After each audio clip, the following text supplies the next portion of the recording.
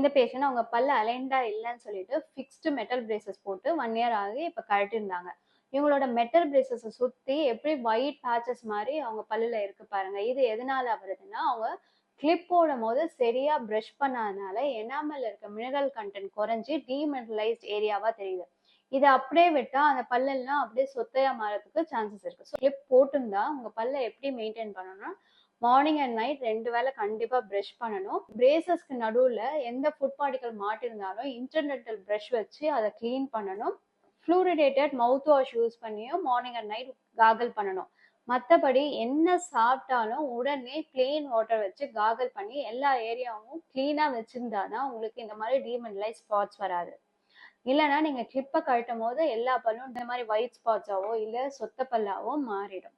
Fixed clip போட்டிருக்கீங்கனாலே நீங்க நார்மலா இருக்கிறதோட டபுள் த கேர் கொடுத்து உங்க பல்ல நீங்க பாதுகாத்துக்கணும்.